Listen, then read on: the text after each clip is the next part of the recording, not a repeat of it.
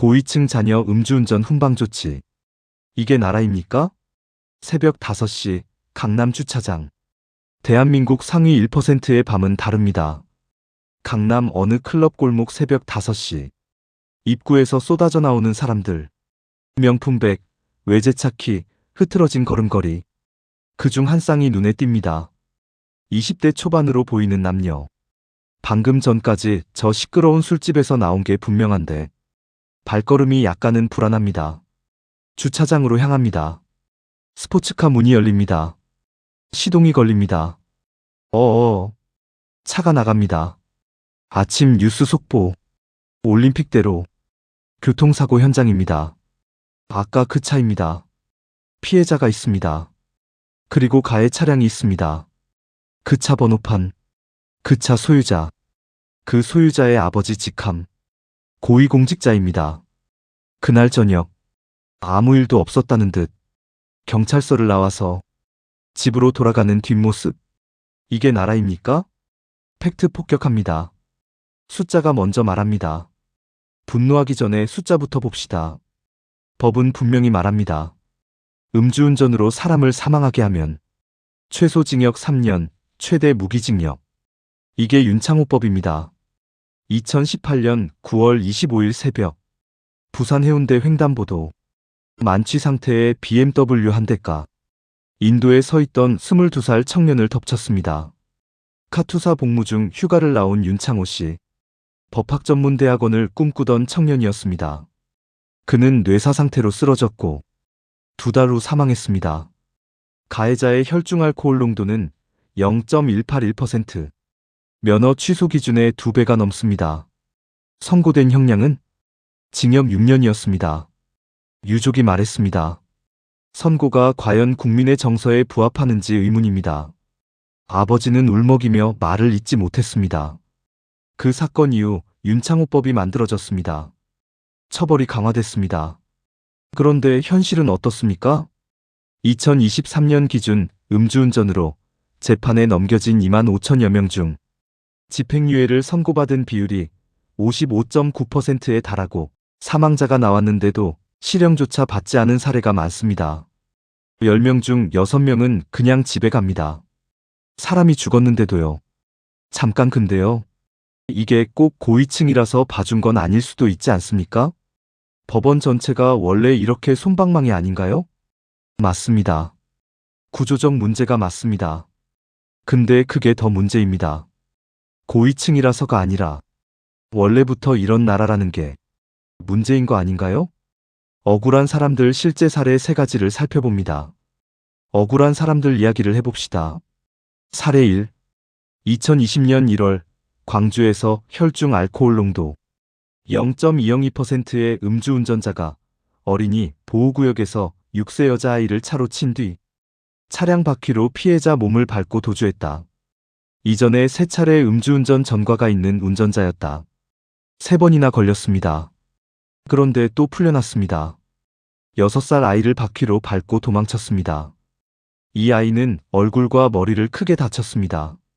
사례 2.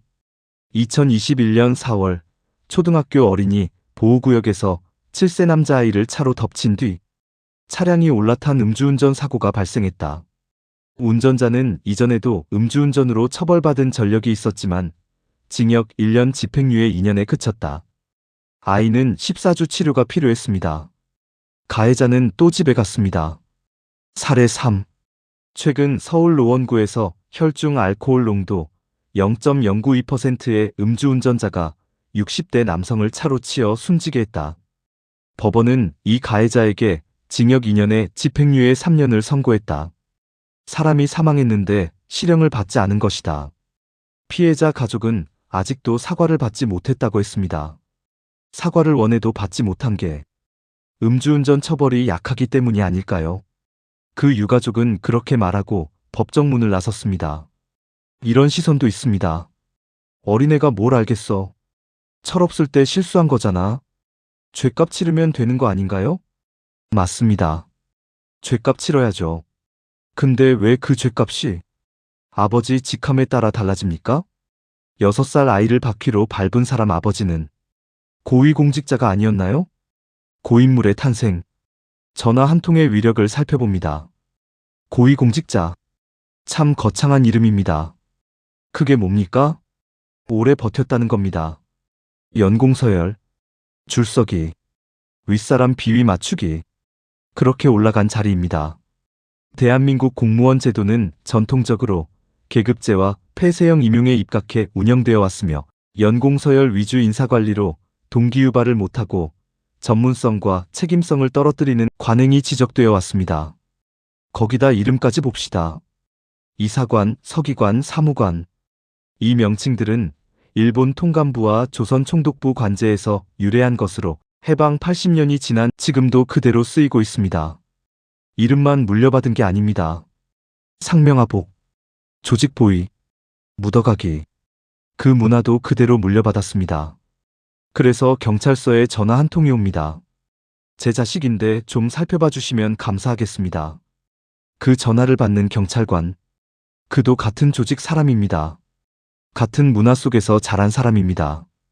공식적으로는 압력 없었다고 합니다. 알아서 기었을 겁니다. 그게 더 무서운 겁니다. 잠깐만요. 고위공직자 중에도 정말 나라를 위해 묵묵히 일하는 사람이 있지 않습니까? 있습니다. 당연히 있습니다. 그래서 더 화가 나는 겁니다. 제대로 된 공무원들이 있기 때문에 이런 일이 더 수치스러운 겁니다. 그 사람들까지 욕먹게 만드는 저 인간들이 더 문제인 겁니다. 우리가 지금까지 한 얘기 다 가해자 얘기였습니다. 피해자는 지금 어디 있습니까? 병원 침대에 있습니까? 아니면 이미 장례를 치렀습니까? 그 가족은 지금 뭘 하고 있습니까? 합의금 전화 기다리고 있습니까? 변호사 선임할 돈은 있습니까? 가해자 아버지는 그날 저녁 밥 잘 먹고 잠 잘 잡니다. 피해자 아버지는 그날 저녁 장례식장에서 뜬 눈으로 밤을 샙니다. 이게 같은 나라 이야기입니까? 일본에서는 2006년 음주운전으로 3남매를 숨지게 한 공무원의 징역 20년이 선고됐고 2015년 일가족 4명을 숨지게 한 만취 운전자에게는 징역 23년이 선고됐습니다. 같은 죄목입니다. 일본 23년, 한국 집행유예. 이게 나라입니까? 이게 법치국가입니까? 잠깐, 여기서 한 가지만 더 짚겠습니다. 우리가 지금쯤 다 잊고 있는 효순이, 미선이 사건을 꺼내봅니다. 나라가 힘이 있어야 합니다. 2002년, 한일 월드컵으로 온 나라가 떠들썩하던 그해, 경기도 양주, 14살 소녀 2명이 친구 생일 파티에 가려고 갓길을 걷고 있었습니다. 신효순, 신미선. 그 뒤에서 미군 장갑차가 왔습니다. 폭 3.65m의 장갑차가 폭 3.3m의 도로를 달리고 있었습니다. 중앙선을 넘지 않으려면 갓길에 두 소녀를 칠 수밖에 없는 구조였습니다. 두 소녀는 그 자리에서 즉사했습니다. 미군들은 판사, 검사, 배심원 모두 미군으로 구성된 군사법정에서 무죄 판결을 받았습니다. 피해자는 있는데 가해자가 없는 현실에 분노한 국민들은 촛불을 들었습니다. 한미 소파 협정 문구는 20년 전이나 지금이나 단 한 줄도 바뀌지 않았다는 지적이 나옵니다. 국내에서도 고위층 자녀는 전화 한 통으로 훈방됩니다. 국제적으로도 힘있는 나라 군인은 사람을 죽여도 무죄입니다. 16화에서 트럼프와 네타냐후 얘기를 했습니다. 힘센 놈이 약자를 마음대로 해도 되냐고. 이게 연결됩니다. 국내에서도 힘이 있으면 법이 달라지고 국제에서도 힘이 있으면 법이 달라집니다. 나라가 힘이 있어야 합니다. 국민 한 사람 한 사람을 지킬 수 있는 진짜 힘이 있어야 합니다. 그런데 이렇게 말하는 사람도 있습니다. 자본주의가 원래 그런 거 아닌가요? 힘 있고 돈 있으면 그렇게 사는 거잖아요. 세상이 다 그런 거 아닌가요? 그럼 대한민국 헌법 11조를 지워버리십시오. 모든 국민은 법 앞에 평등하다. 이 조항이 부끄럽지 않습니까? 아니면 지킬 겁니까? 둘 중 하나 선택하십시오. 우리도 문제입니다. 진짜 반전 시작됩니다. 여기서 뒤집겠습니다. 우리는 내 자식이 음주운전 사고를 냈을 때 정말 신고할 수 있습니까? 솔직하게 대답해 보세요. 내 새끼인데 어린애가 뭘 알겠어. 한 번만 봐주면 안 되겠냐? 이 말이 입에서 안 나올 자신 있습니까? 우리도 그 전화를 하려고 할 겁니다. 단지 그 전화가 먹히느냐 안 먹히느냐의 차이입니다. 그게 유전무죄, 무전유죄의 본질입니다. 고위공직자를 욕하기 전에 우리 자신도 돌아봐야 합니다. 내가 만약 그 자리에 있었다면 나는 다르게 행동할 수 있었겠습니까? 그 질문에 당당히 네라고 답할 수 있는 사람만이 저 뒷모습에 진짜 유죄를 선고할 자격이 있습니다. 음주운전 재범률은 2020년 이후 지금까지 45% 안팎을 맴돌고 있습니다. 법을 만들었습니다. 처벌을 강화했습니다. 윤창호법도 만들었습니다. 그런데 여전히 절반이 집행유예입니다. 여전히 재범률은 45%입니다. 여전히 전화 한 통이 법보다 셉니다. 고위층 자녀, 음주운전, 사고, 훈방. 그날 저녁 아무 일 없었다는 듯 집으로 돌아가는 뒷모습. 여러분이 판사입니다. 이 나라의 법 앞에 불평등에 유죄를 선고하시겠습니까? 아니면 원래 세상이 이런 거라고 무죄입니까? 댓글로 판결 내려주십시오. 유죄냐 무죄냐?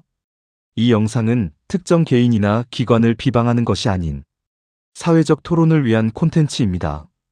제기된 내용은 사회 구조적 문제를 다룬 것이며 확정된 사실과 다를 수 있습니다. 다음 영상에서 만나 뵙겠습니다.